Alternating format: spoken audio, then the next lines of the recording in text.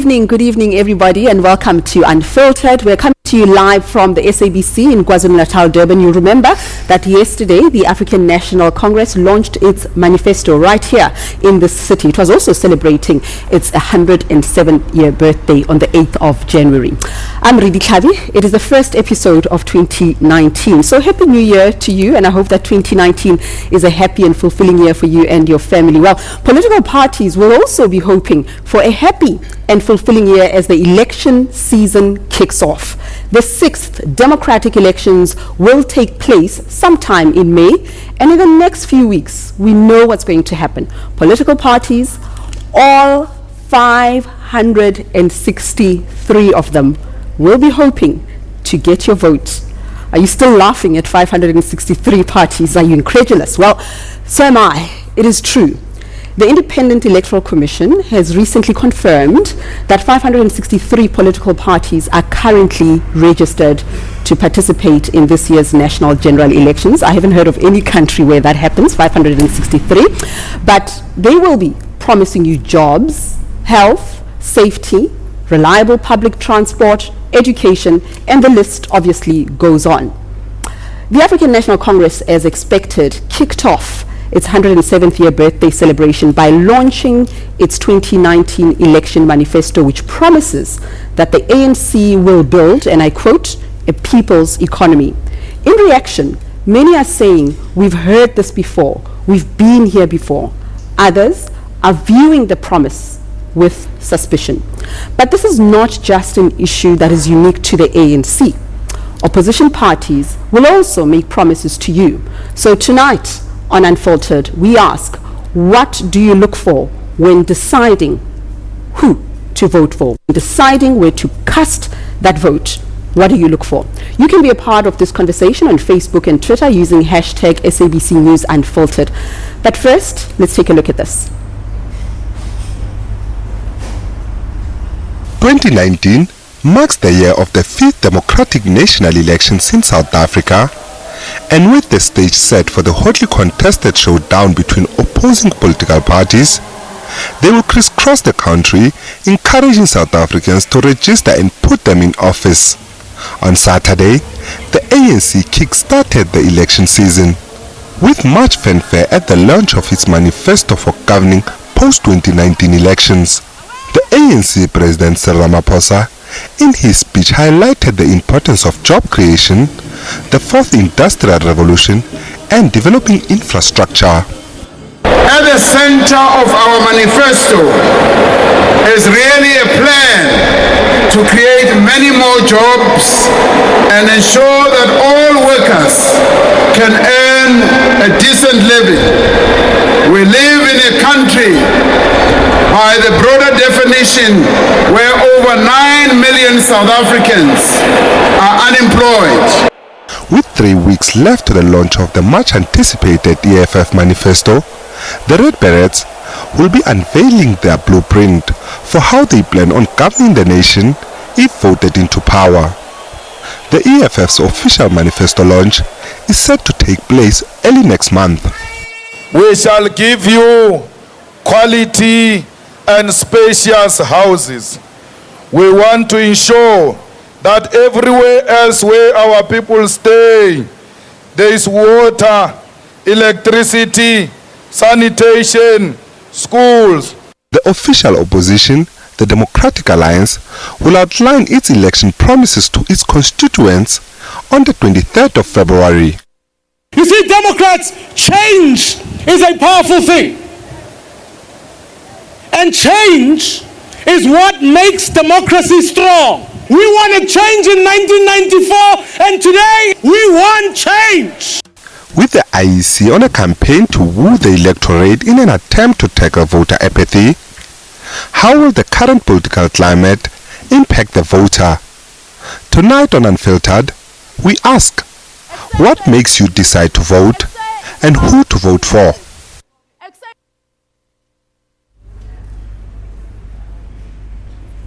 So that's how it goes as far as the political party promises, and it's not the end of it. We're going to hear that for the next 5 months. My guests tonight are Sibusiso Zikode. He's the president of the South African Sheikh Dwellers Movement. otherwise known as Abahlali Basemijondolo. We're also joined by Precious Lugayeni, a political economist, and also joining us on the show tonight, Mxolisi Nyuswa, who is from the KwaZulu-Natal Democracy and Elections Forum, and they do a lot of political surveys and testing the climate. Welcome to all three of you. I want to start with you, Sbusiso, because I think a lot of the electoral issues are about the people who haven't benefited from democracy. They are about the lives that are still stuck in poverty and a cycle of unemployment. You represent those people, Abahlali Basemijondolo. Here are the politicians crisscrossing the length and breadth of our country, and land is very much on the agenda. It's high on the agenda. You must be satisfied with what's coming out of their mouths on this issue. Good evening, Reddy, and to all the viewers at home. It is an important time for our constituencies, for our communities, because the election time is, of course, the time to reward those who have done quite well in the past 5 years, but also it is an opportunity to punish those who have lied, slandered, tortured, arrested us for asserting our right to life, our right to the city, and our right to land.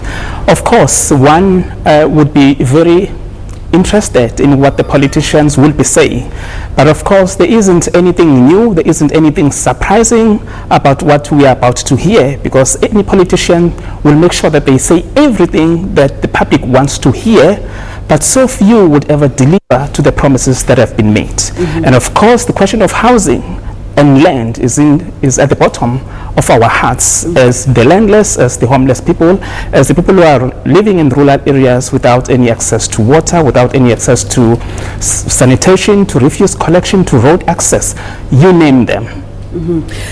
I'm also interested in your history. I mean, you started right here in 2005 in KwaZulu-Natal, in Durban, Kennedy Road, if I'm not mistaken, and your mandate was to stop evictions at that time. That's 14 years ago. Here we are right now with the president of the African National Congress, the president of the country. Yesterday, he loudly said that we'll get rid of every single shack in this area. Do you believe him? Well, I think anybody would agree with me that it's one of the dreams that the president has, and of course everybody wish that could be a reality one day. But at this point in time where we are all sitting, what the president has said is not true, and is of course a dream that we all want. But unfortunately, at this point in time, with the current leadership that we have, where there is certainly political unwillingness, of course, to do that, you would witness that Abahlali are facing vicious, violent and unlawful evictions that are taking place in our cities in this country. And of course the president hasn't said anything about what Abahlali are going through, what the landless people are going through, what the homeless people are going through.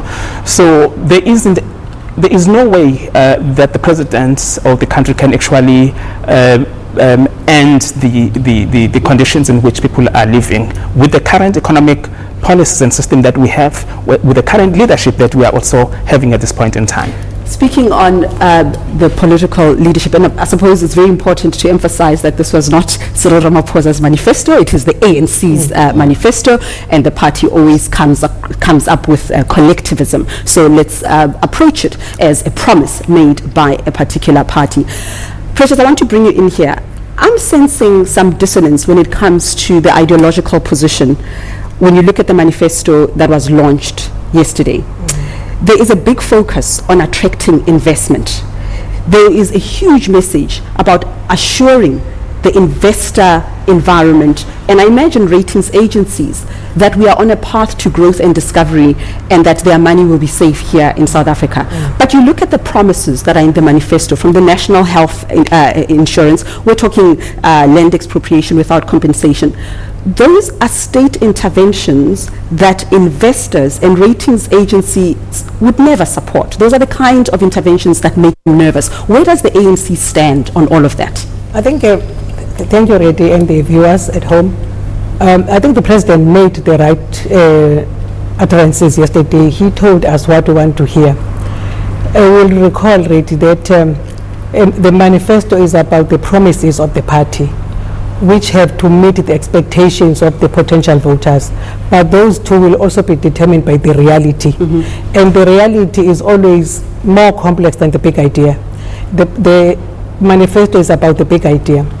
The president, like the gentleman next to me, says that he said the same things that have been said in the past.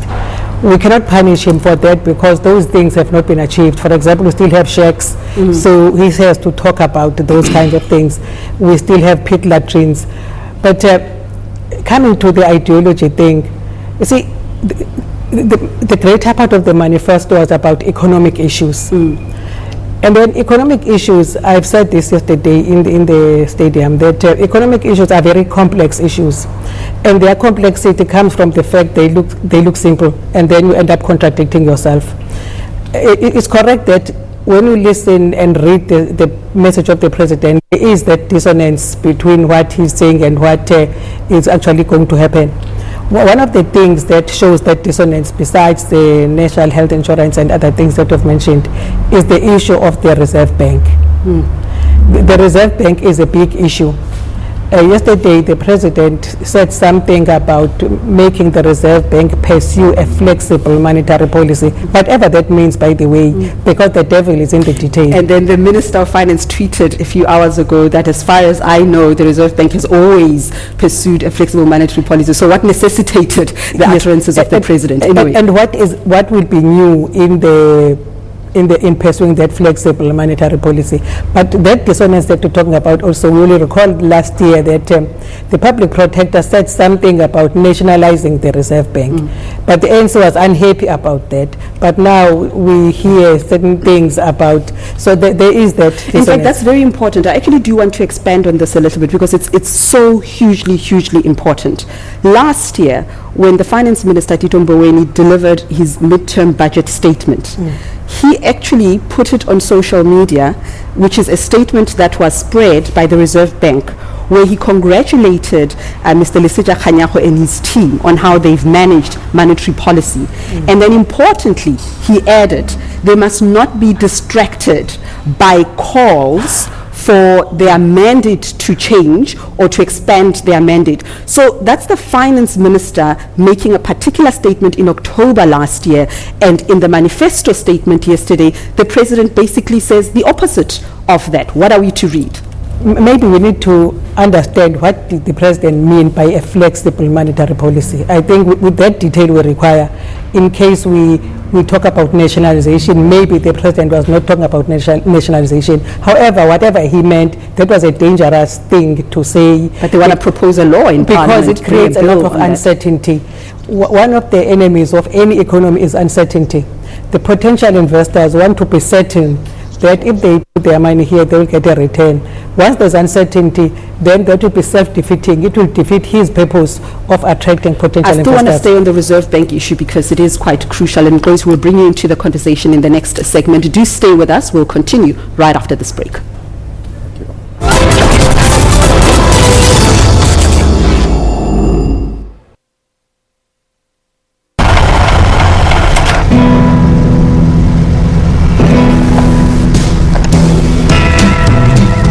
Next, wrong form, blue one.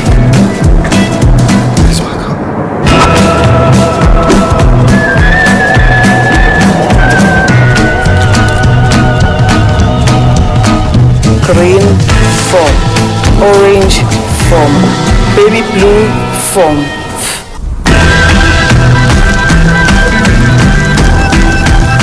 You're all this serious? Deserves a glass of not so serious. Come fill yours with Tops at Spa. To be a part of something like this makes me proud, and I think that to be able to report the news in a fair, just, independent and impartial way is what the public broadcaster stands for.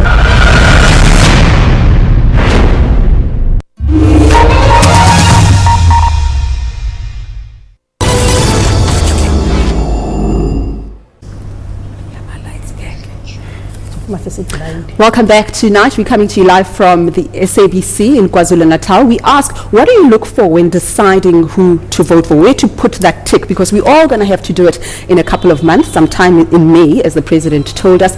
Tonight, I'm joined by Sibusiso Zikode, who is the President of the South African Sheikh Dwellers Movement, Abahlali Basemijondolo. We're also joined by Precious Lugayeni, a political economist, and also Mxolisi Nyuswa, who is from the KwaZulu-Natal Democracy and Election Forum.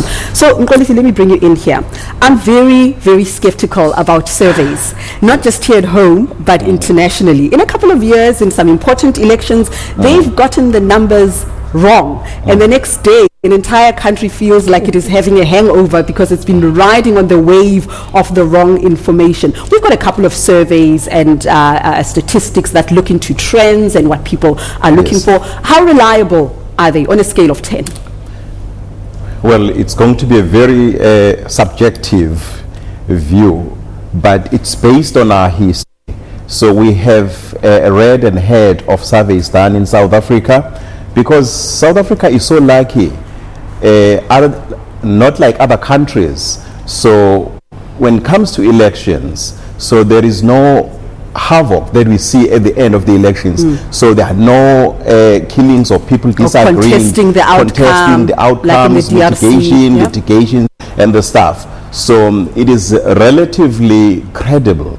So when it comes to surveys, I want to say that we can give say more than 7, or let me say 7.5 out of 10. So they are a very good indication of what is likely to come on the actual election day. But the question is, looking at South Africa is such a big country that has urban and rural parts. And rural parts, they make the big portion, the bigger portion of South Africa. Then the question is, how far do our researchers reach places like Ndwedwe, Eshowe?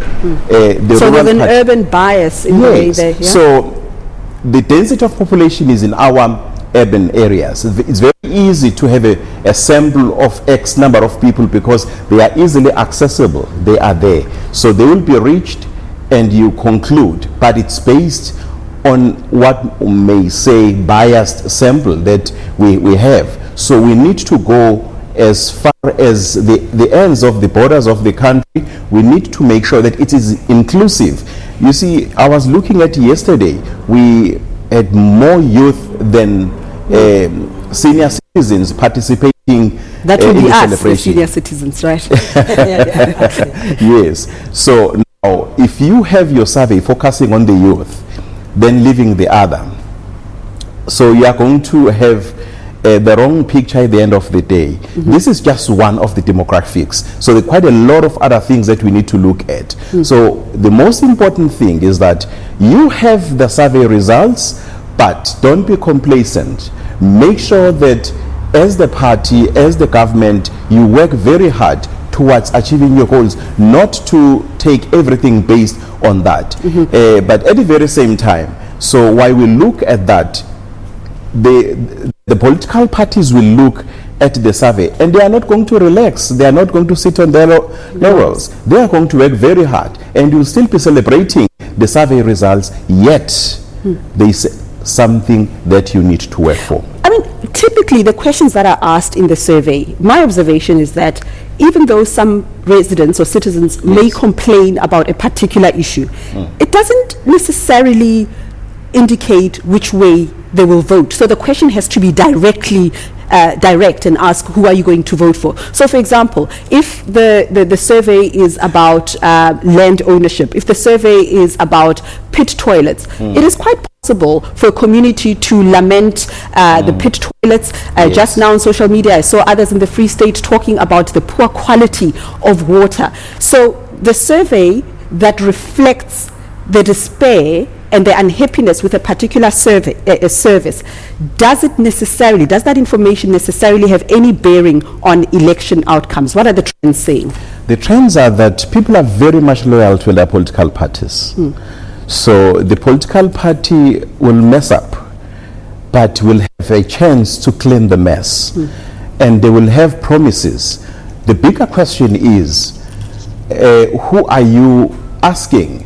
Say, for instance, if you are talking about the youth that needs to go to the college, to the varsity, so if you are talking of NSFAS, on the eve of the elections, I am more likely to vote for you, because this is what I need. If you are talking to the hungry, you put something here and he eats, then I am much more to vote for that political party. So you look at the survey. When was the survey conducted, and when are the elections? That space, anything is likely to happen.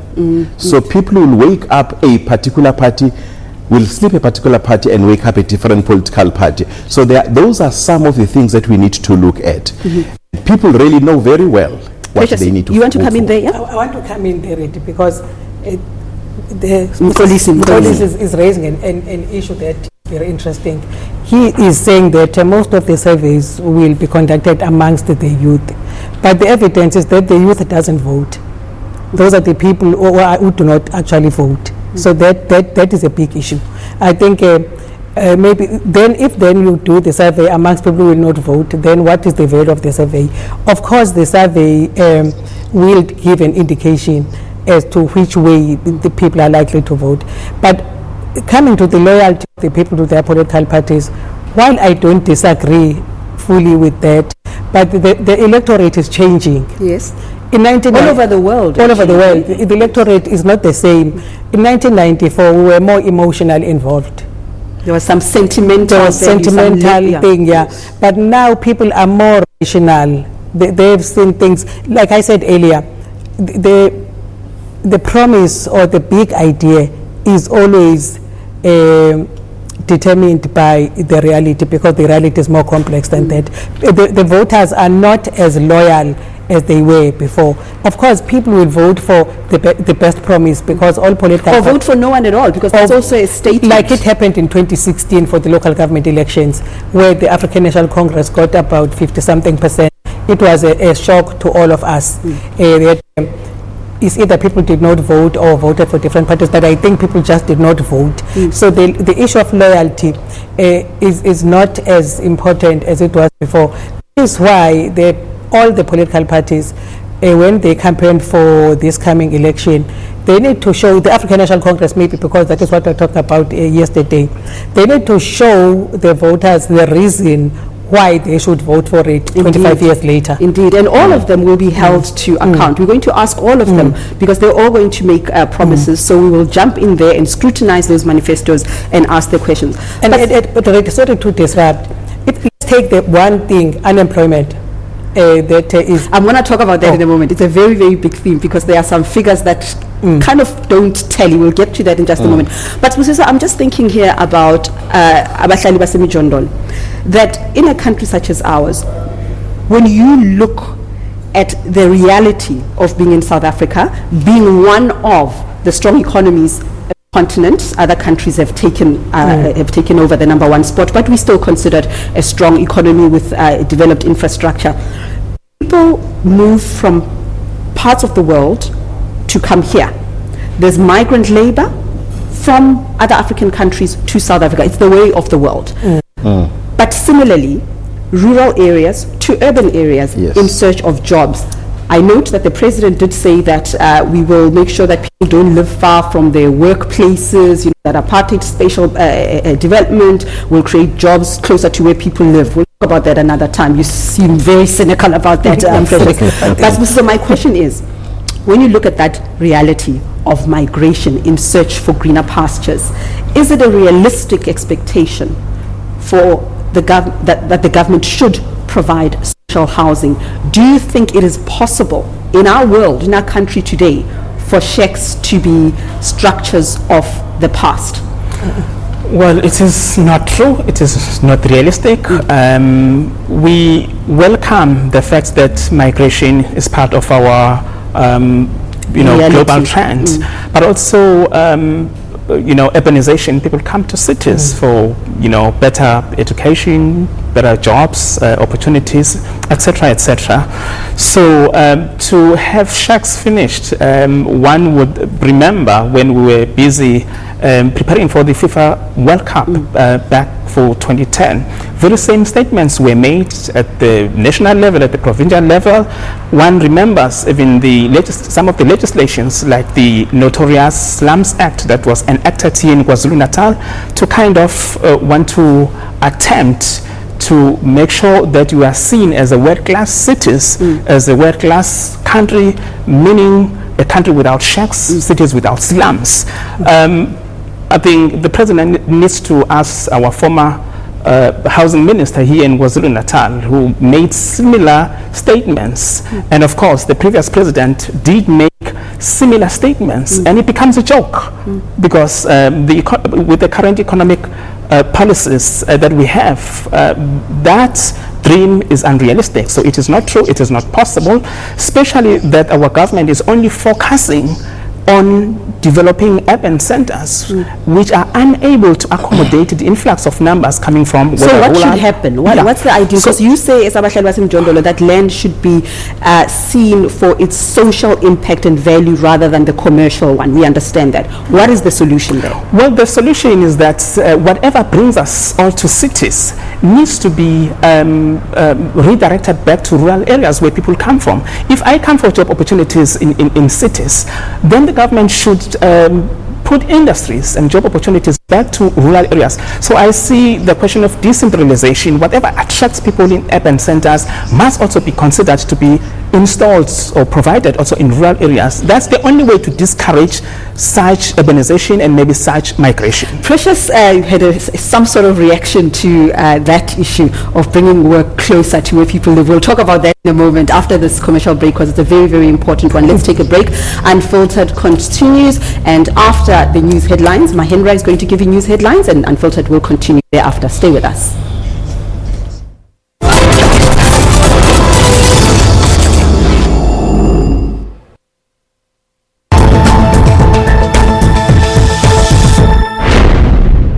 We are at the forefront of Africa's tech discussion. We're already planning for the 5G spectrum to be licensed by 2020. In Mauritius, for fiber migration, we had a strategy. On network, we have gadgets, robots, and more. We focus on investing in entrepreneurs and technology in emerging markets. There's technology and social media news on network with Ms. Pumelele Zondi every Saturday at 8:30 p.m. and every Sunday at 5:30 p.m. On Media Monitor, we leave no stones unturned. We don't have shared principles when it comes to media freedom. From the integrity of journalists to accusations of fake news. If anybody comes with an alternative view, he starts referring to it as fake news. We also look at the safety of our journalists while covering stories on the field. This is something that we're faced with daily, from journalists who say they've been physically or verbally attacked by community members. Watch Media Monitor Sundays at 9 a.m.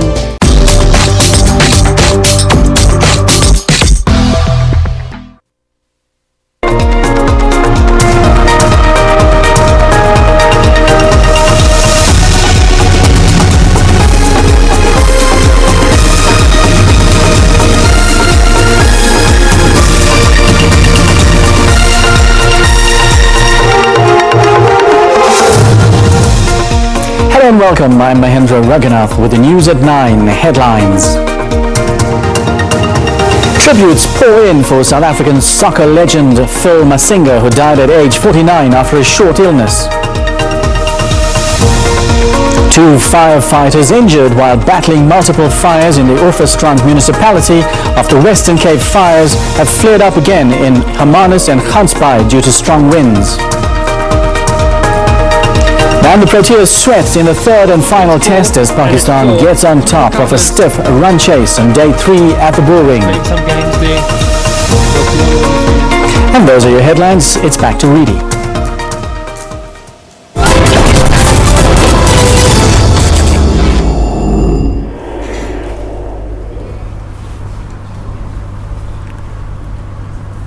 Thank you very much, Mahendra, for the news headlines. A warm welcome back. You're still watching Unfiltered. Tonight, we're coming to you live from the SABC KwaZulu-Natal, where just yesterday the African National Congress, as expected, kicked off its 107th year birthday celebrations by launching its 2019 election manifesto, which promises that the ANC will build a people's economy. What does that mean? We ask, what do you look for when deciding who to vote for? Remember, every single party will be making promises and will be scrutinized.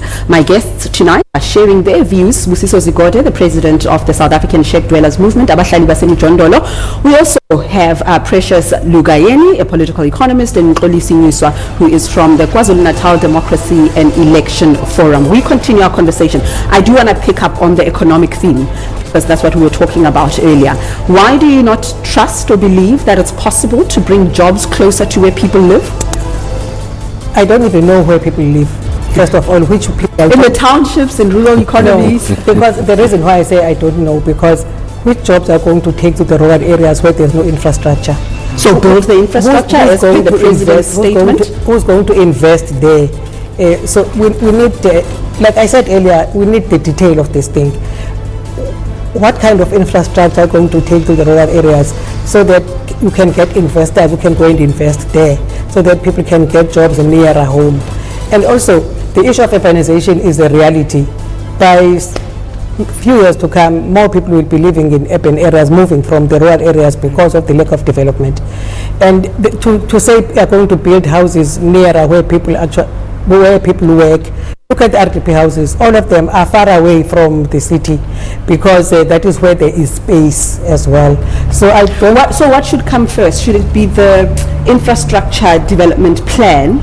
So when there's economic activity in that particular area, the houses will come. And in fact, when I looked at the manifesto, there are some aspects that reminded me of the turn of the century between 2000 and 2004, when the expanded public works program was high on the agenda. Today, the same program, it sounded like the same program under a different name. It is still the expanded public works program. But the president called it something else, that we're going to launch something else. Infrastructure Development Fund. Yeah, exactly. Yes. So what I'm saying is it history repeating itself, or an old idea being presented as I think the president was talking about a different thing completely. The Infrastructure Development Fund, which is going to promote the infrastructure development where it is required. Okay. Because the expanded public works program is a program that still exists. One of the aims of that program was to give people some jobs here and there. But the danger of that program is that it takes a lot of money and it creates temporary jobs. One of the worst things you can do when you have a problem of unemployment is to create a host of temporary jobs, because when you do that, you hide the problem of unemployment. Okay. I want to ask you another question later, but let's just give our other guests a chance to speak, and just keeping in mind though, and that is, are we having the right conversation about creating jobs? In other words, the people who are supposed to create jobs, are they in government? Isn't the government's mandate a rather different one? But we'll get to that in just a moment. I want to talk about the feeling of safety and security. Stats come out to tell us that people are immigrating, they're packing for Perth, and others are moving to the Republic of Cape Town because they're feeling a detachment and a disturbance to their sense of belonging and so on. But when you look at KZN in particular, political violence is a big theme in this province in particular, and in Mpumalanga as well. It's something that we somehow haven't been able to solve, and from time to time we forget about it. The political killings in this province require a level of attention and detail that I haven't seen. I know there was an inquiry, I know there was the Moerani Commission and so on, but as a national urgency, point of urgency, I'm not sure that I'm seeing that. What are the conversations in this province about that issue? Well, when it comes to political violence, what we need to make clear first is that people call all forms of violence electoral violence. Yet, if you look at it closely, I remember when we gave testimony during the Moerani Commission, we have reported, based on the monitors that work with us as the forum deployed throughout the province in all hotspot areas, they came up with a report that if you look at the killings that have happened, the were not necessarily political, not necessarily electoral, but it was about who must eat. Economic factors? Economic factors. So those were the factors. It was mainly about intra-party violence. So, and looking at what is happening currently now, our democracy has matured a little bit. There are civil society organizations that are working on civic education.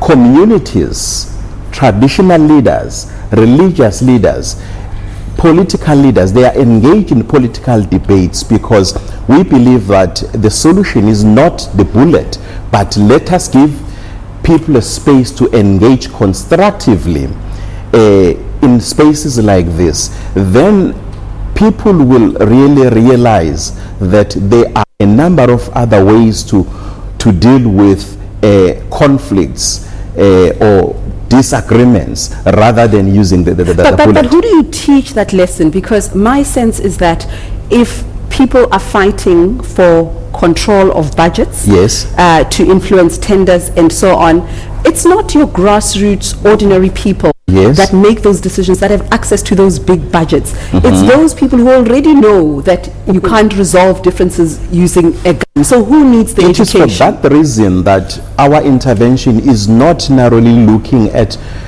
people at the grassroots level. We work with politicians. We work with people who are decision makers. And there are certain people who have been ignored. Like, for instance, the traditional leadership. I remember after the Murane Commission, when we were doing the reflection, Ingo Sichiliza, the chairperson of traditional leaders in the House of Traditional Leadership in KwaZulu-Natal, said that let us bring even the traditional leaders on board. They are the custodians of the community. They know in that particular village that in this village we have these families. We have the son of so and so and so on. So if there is anything, those people are more likely, they have authority to say you are messing up with the community.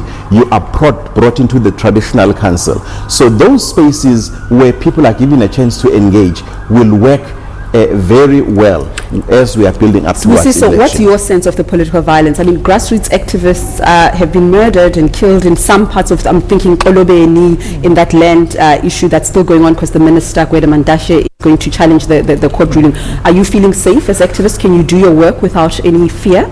Well, the question of political killing in KwaZulu-Natal is very concerning. I'm not sure whether or not it is a conversation that we are genuinely engaging in, but a lot of people have been killed in KwaZulu-Natal, not only within the mainstream political parties, but also from the civil society organizations, from Abahlali Basemjondo. Is it intra-organizational, intra-party, or? No, we are actually being killed by the very same people who claim to be the custodians of our laws. The people that are actually killing Abahlali, it's the very same local councillors, the very same people who go to government, to the legislature or to the council to say that it is their turn to eat. So anyone who speaks against that, like Abahlali Basemjondolo, is subject to lose their lives. So you are concerned. So Abahlali have lost lives, and we don't see government, especially in KwaZulu-Natal, engaging genuinely on this particular issue. It is very concerning that not only Abahlali but other housing rights activists like your Bazuka Hatebe in Kolobeni, their murders have not been exposed. There hasn't been any arrest or prosecution, and it's concerning us. We're going to talk about unemployment. We're going to talk about job creation and the proposed or envisaged growth. That will be our theme in the next segment. Let's take a short break once again. Remember that you too can be a part of this conversation on Facebook and Twitter using hashtag SABC News Unfiltered. Stay with us.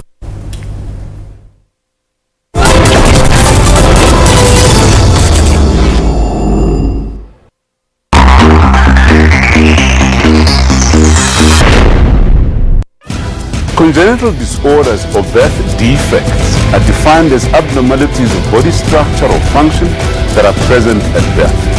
Some of those defects, they can come as an isolated or they can be in combination with a syndrome. According to the World Health Organization, 300 million people are affected by depression globally. One can be depressed as a child and then later it manifests in early adulthood. Join us on Health Talk, Saturdays at 9 a.m.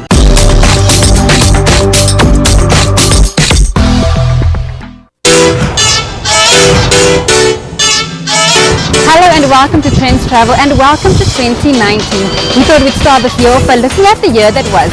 Food has been something that we enjoyed at my home. My dad was a great cook and taught me most of the skills that I know in the kitchen. So we know the year has just started and there's no reason that all your holiday makers should be stressed at all, but just in case you are, here's us taking it back to nature to learn how to relax.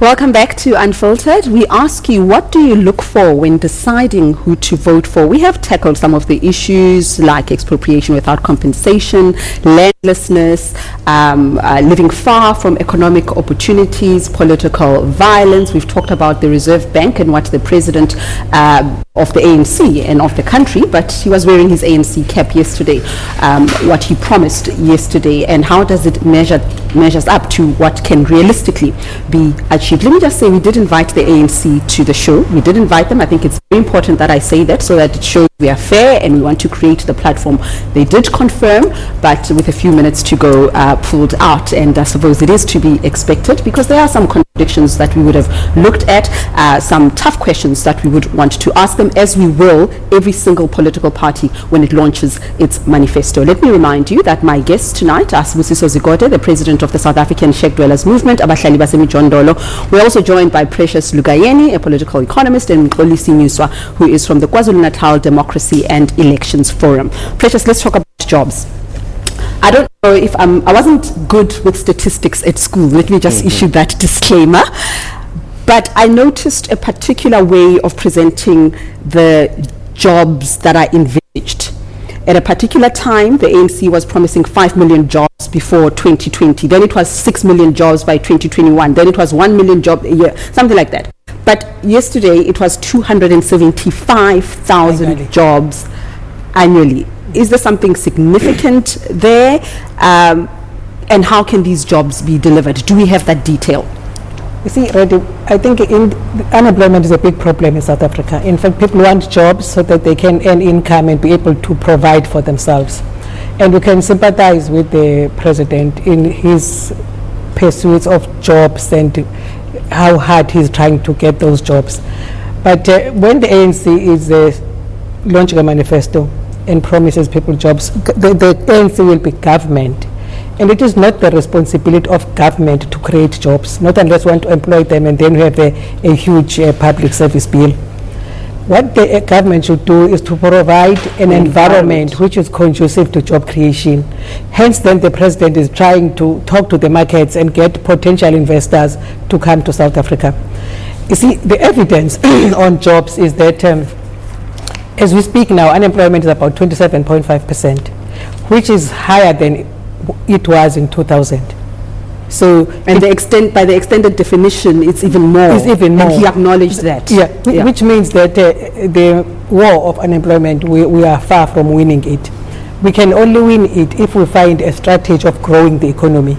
Hence, we hope that the potential investors or the president's envoys that are going about trying to lay investors will actually bear fruits, because that is where the jobs will come from. But at the same time, I go back to my first point that you and I talked about, the dissonance there. Investors don't like things like NHI. They don't like certain programs that the president promised. So what does Cyril Ramaphosa do? What does the ANC government do? Does it still say to those investors, look, we want to hear the environment is conducive, but remember, because of our history as a country, we have a responsibility to do ABC and health inequality, food insecurity. So in other words, perhaps the message is not a contradiction. They can indeed attract the investment, but also remind them that we have a duty. Our conscience doesn't allow us to just create an investor-friendly environment only.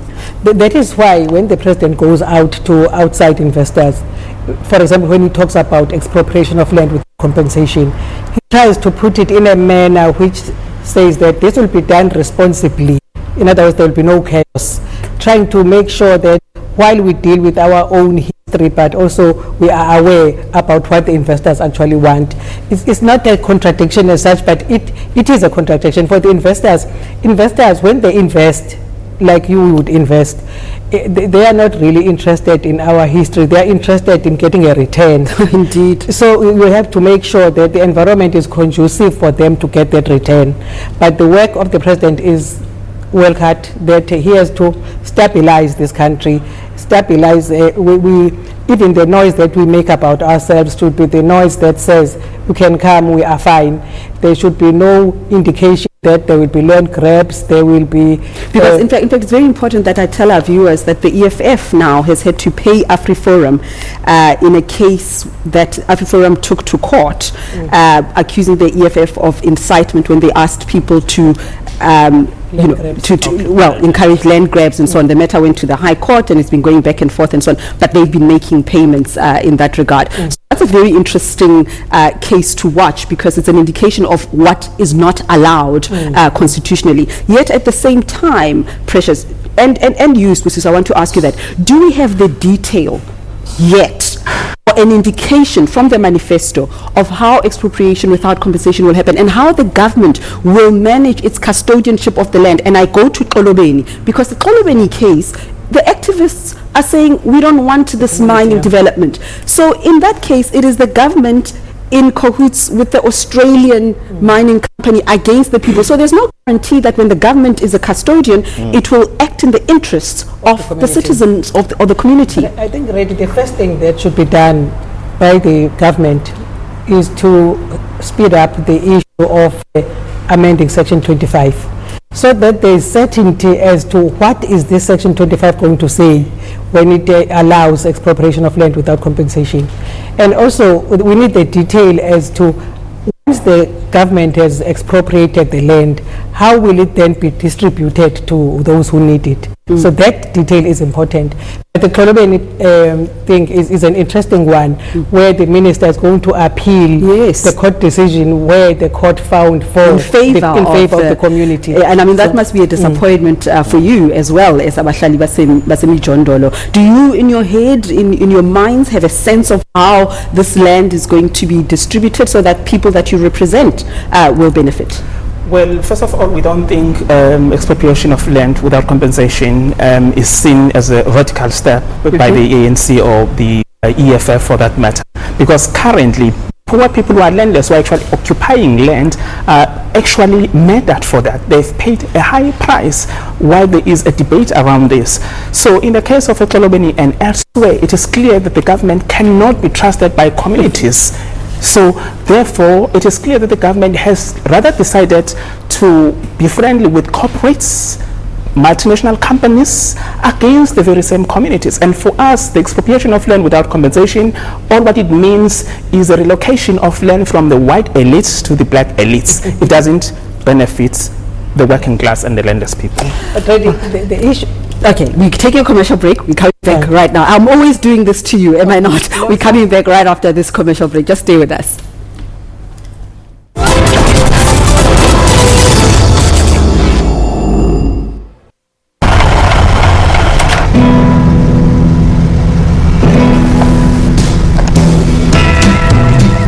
Next, wrong form, blue one.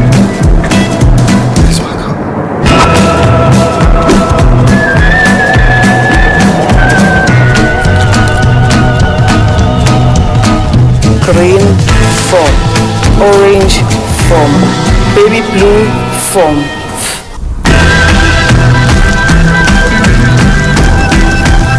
You're all this serious? Deserves a glass of not so serious.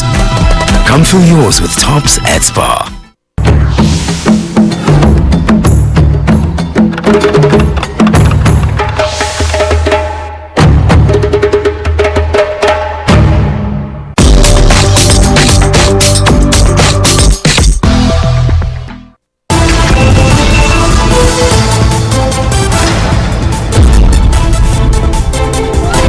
Welcome back. We're now in the last segment of our program. Stay with us as we conclude our discussion that seeks to address what voting is about. What do you, the voter, look for when you're deciding? You are alone in that ballot. What do they call it? The ballot, the booth. You are in the booth all by yourself. There is the ballot paper. There are 563 parties. I don't know if they're all going to appear on the ballot paper. What informs you? What reflections do you make as you decide where to put your X? You're going to have to do that in a couple of months, in May to be specific. Tonight, I've been in conversation with Sibusiso Zikode, the president of the South African Czech Dwellers Movement. We are also with Precious Lugayeni, a political economist, and Nkolisi Nyuswa, who is from the KwaZulu-Natal Democracy and Elections Forum. Precious. No, I think what Sibusiso is saying about government befriending corporates, while I don't disagree, but at the same time I don't envy the work of government and the politicians, because they have to befriend those corporates, so that balance all interests of society, so that they get that investment. They must talk to the people who have the money, so that they can come and invest here, so that they can create the jobs for the people. I think it's a very gray area. It's a precarious, very difficult, because they need to talk to the people who have the money. Otherwise, we won't get the jobs that we require so badly. Okay. I think that is the main issue for me. Nkolisi, I mean, you can't have a conversation about elections by merely focusing on the ruling party. You also have to talk about what opposition have to offer. And the outcomes of some by-elections have told us something interesting about the shifting loyalties. Am I right to say that we've seen the kind of revival of the IFP in this in some areas with the by-elections? Well, particularly in KwaZulu-Natal, actually KwaZulu-Natal has more by-elections than any other province. Is that a good or a bad thing? It's one of those things. Yeah, that's a safe answer, isn't it? Yeah. So, and there is a shift, and this is really about the loyalty of the voters. It is also about service delivery, protest issues that have been experienced in the past years. It's about many factors. Earlier on, when we were looking at the survey versus polls, looking at whether there is correlation between the two, we were saying that if you have 61% saying that you are going to, I mean, you have that figure that supports you, so the danger is that you'll be complacent, you'll be celebrating, you'll be okay. But the oppositions will be working very hard, campaigning, portraying positive messages, reviving its structures, and what is happening is not a surprise. Therefore, what we are seeing today is exactly what we are talking about, that we have the predictions, but those predictions, they will require, if they are in favor of your party, they will require you to work harder than before, than to relax. Indeed. Yeah. And of course, I mean, that's a global phenomenon as well. There's a lot of debate in the US now about why the Democrats did not make inroads in 2016. There was a taking for granted that the Democrats and Hillary Clinton will be ahead, and that's not actually what happened. I do want to talk about voting, because we talked about your history in 2005. One of your positions was to boycott the elections, but in 2014 you kind of supported or were aligned with the Democratic Alliance. What's that about? Where do you stand now about voting and what it means? Do you denounce political parties? Well, the 2014 move was actually to send a very clear message to those who continue to kill us in the name of democracy, to say we rather vote for other devil than the devil that has killed us. So it was a tactical So move. you hate them all equally, but you had to. Yes. So our current position, in as far as the election is concerned, obviously there is still an ongoing debate with Abahlali as whether or not or who to vote for. However, we do want to encourage Abahlali to register and to prepare for voting. That we do encourage. However, we make a very clear message to Abahlali that you never vote for your grave.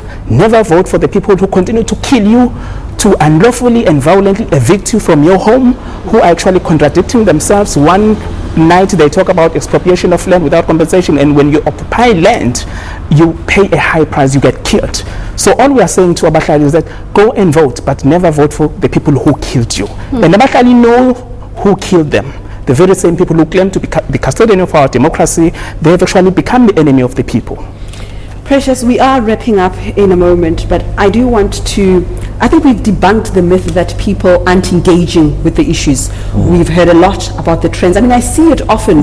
It's a very arrogant way of assessing voters, that they don't know, they are ignorant, they're still being fed the liberation diet. That's not what I'm seeing. I'm seeing that people are engaging with issues of their community and they're voting accordingly. And also, the very well maybe deep ideological reasons why they still continue to vote for any party, even though they are disappointed in some areas. Just the last final thought about our voting patterns and the maturity and growth, as it were, of our democracy. I think the democracy is mature and the voters have changed, like I said earlier. They are not emotionally involved, they are rationally involved. They can see things.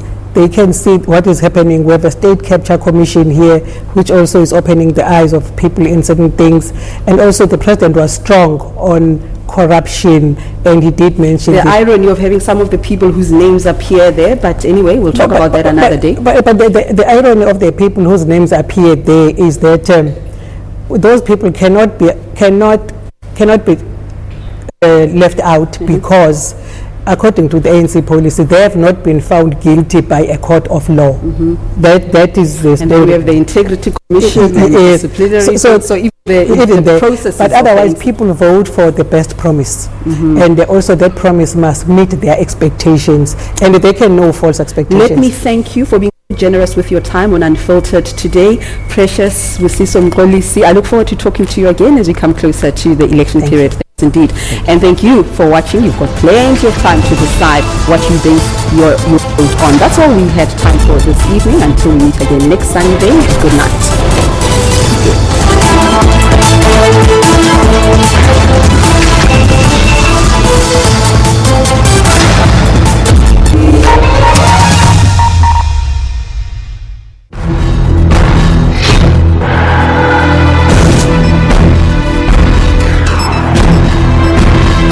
We are outside Liar School, so